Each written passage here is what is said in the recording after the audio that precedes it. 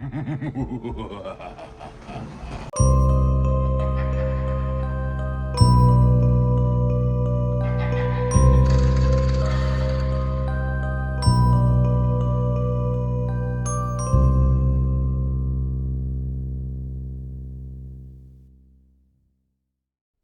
my friends, and welcome back to the Nightmare Cinema Club. I hope you enjoyed the first review of the original 1974 version of Texas Chainsaw Massacre. Now, I have an opinion about most remakes that come out of good movies. Sometimes, I think some of you will agree with me, sometimes they're just terrible. But there's a reason why I'm covering this specific one. I'm covering the 2003 remake of the Texas Chainsaw Massacre. Because for me it was actually made good. It's completely different from the original movie. The storyline is a bit different, characters are different, and the events that happen in the movie is a bit different, but it was very well made. I know the directors and the cast got a lot of flack from people telling them they didn't fit in the parts and it was overacted and it was this and it was that. But no guys, I think this remake was really done well. It starred Jessica Biel, what was his name, Jonathan Tucker, one of my favorite actors, love the guy. Arlie Emery, I mean, if you haven't seen him before, go check out Stanley Kubrick's Full Metal Jacket, then you'll get some proper dosages of Sheriff Hoyt. Eric, what was his name? Eric Balfour. He plays Kemper. He's Erin's boyfriend, and various other characters in this thing. Now, the premise of this movie is pretty much the same. In the beginning, we see these 5 teens traveling along a Texas road on their way to a Lynyrd Skynyrd concert.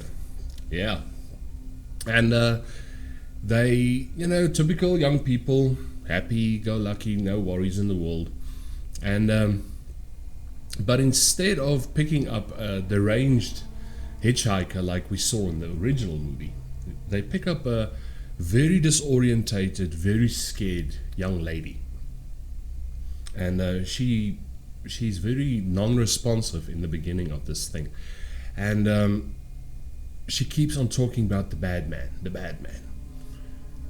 I mean, these youngsters, they don't really know what the hell is going on. And all of a sudden, she freaks out, they restrain her a little bit, and then she pulls out a gun from between her legs, which she's been hiding. That's dangerous, don't ever do that.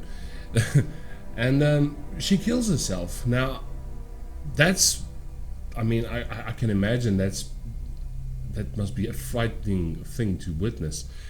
But the way they did that shot, my friends, it's so good. We see the camera panning from the front of the van right through to the wound in her head, out the back window that's been blown out. Now, if you watch the behind the scenes footage, you can see how that was done. Very simple method, but man, it's awesome. It was done very well. And I mean, then they move on to a little gas station. I think one of the, well, not really a gas station, it looks more like a diner. And now remember, the Sawyer family has now been replaced by the Hoyt family. So we meet a couple of new characters in this movie. And we meet this old lady running this diner. They ask her to call the sheriff to report a suicide, but not really very helpful, this woman. And I mean, there's some of the most disgusting pieces of meat in that place. I can only imagine it smells like it doesn't smell good. It's bad. But anyway, she tells them that the sheriff will meet them at a mill somewhere outside of town, and they can make their report there. But again, there's this whole underlined atmospheric thing that something's wrong. Something's not right in this place. Now, Leatherface in this thing is played by the wonderful Andrew Braineski. Now, you might have seen him, I mean, in a movie like this where he delivered this very special line. He played Zanchev in Street Fighter. Quick! Change the channel! I think Leatherface suits him better. Don't you agree? He's much bigger. He's more violent.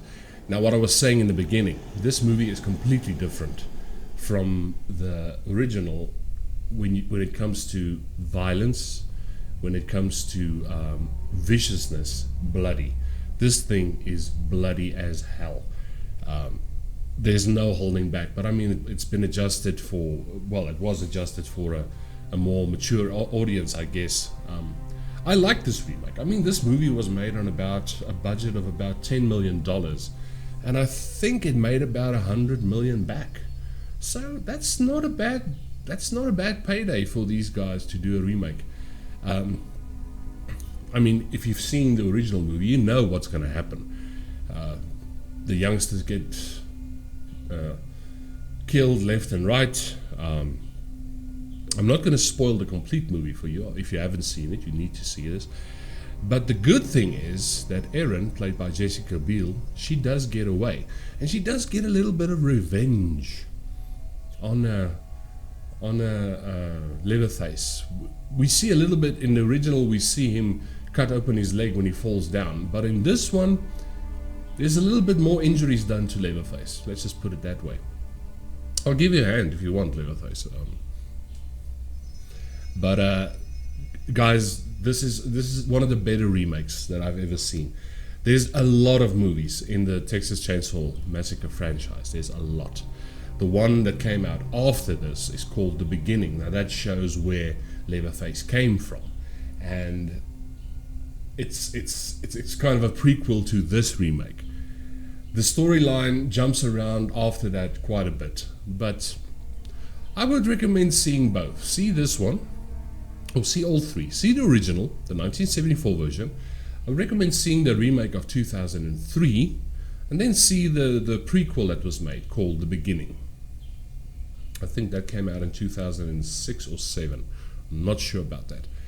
But it'll give you a clear indication of this timeline, the Hoyt family, and what they've been up to in the state of Texas. I mean, guys, it's a good movie. If you're looking for a gory movie, if you're looking for a scary, atmospheric movie, again, check this out. But that's been my little look back at the remake of the 2003 version of the Texas Chainsaw Massacre. I will see you guys in the next one. And again, thank you for the continued support. Thank you for all the kind comments. And I will see you guys pretty soon. Cheers, my friends.